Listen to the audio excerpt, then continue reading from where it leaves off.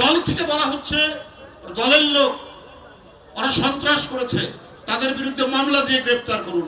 আপনারা যদি নিশ্চুপ থাকেন তাহলে তো সমাজের মধ্যে বিশৃঙ্খলা আরো বাড়বে, আরো বেশি আপনার নৈরাজ্য তৈরি হবে, আরো বেশি সন্ত্রাস তৈরি হবে। সন্ত্রাসের কোনো রাজনৈতিক পরিচয় নেই। ও নিজের ধান্দার জন্য, ও নিজের সুবিধার জন্য এর বাড়ি দখল করে, ওর জমি দখল করে, ওর গোয়াল ঘর থেকে গরু নিয়ে যায়, তার পুকুর থেকে মাছ ধরে নিয়ে যায়। এইটাই সন্ত্রাসবাদীদের কাজ। মিটফুটের গতকালের ঘটনা যতটুকু জেনেছি, যতটুকু পড়েছি, ওইখানে ভাঙাড়ি বলে, ভাঙাড়ি, এই ভাঙাড়ির ব্যবসা নিয়ে তাদের যারা নিহত হয়েছেন এবং যারা ঘাতক তাদের মধ্যে ঝগড়া চলছে। ওখানে সিলভার জাত বিভিন্ন পণ্য, ইলেকট্রিক তার, সরঞ্জাম ইত্যাদির ব্যবসা, এগুলোর একটু দাম বাড়ছে, তাই এটার দখলদারিত্ব নিয়ে এটা শুরু হয়েছে। এই যে হৃদয় বিদারক যে ঘটনা, এর সাথে রাজনীতির কি সম্পর্ক?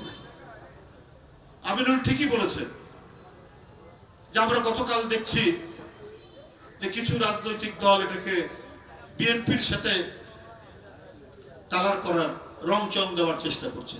তো ওই ঘটনার সাথে বিএনপি কোথায় জড়িত দল হিসাবে? দলের নামধারী কেউ থাকতে পারে, আর এটা তো দলের কোনো পদ পদবী, আধিপত্য অথবা দলের কোনো মতাদর্শ নিয়ে তো ঝগড়া না। ঝগড়া হচ্ছে তাদের ব্যবসা নিয়ে, পার্সোনাল, ব্যক্তিগত ব্যাপার। এগুলো যুগ যুগ ধরে তারা ওই সময় এগুলো করেছে, কিন্তু এরা নানাভাবেই আজকে পরিবর্তন হয়েছে। ওই ওয়ার্ড পর্যায়ে কোনো না কোনোভাবেই তারা কোনো সংগঠনের সাথে তারা জড়িত হয়েছে, যেটা হয়তো কেন্দ্রে, মানে ওই সংগঠনের বিএনপির সেই অঙ্গ কেন্দ্রের নেতারা জানে না, মহানগরীর নেতারা জানে না। এখন রুট লেভেলে তো সবসময় মানে বোঝাও যায় না। কারণ আমি আগেই বলেছি বিএনপি একটি বিশাল পরিবার, কিন্তু গতকাল ঘটনা ঘটার সাথে সাথে যারা দায়ী তাদেরকে আজীবন বহিষ্কার করা হয়েছে। কারণ এটাই যে কোনো ধরনের অপকর্ম, সংঘাত, রক্ত ঝরানো, মানুষ হত্যার সাথে যারা জড়িত, এদের বিএনপিতে কোনো ঠাঁই নেই। বিএনপি বিশ্বাস করে মানবিক মূল্যবোধে যারা বিশ্বাসী, আইনের শাসনে যারা বিশ্বাসী। বাংলাদেশে বিচারের ভিত্তি হবে মানবিক মূল্যবোধ এবং ন্যায় বিচার।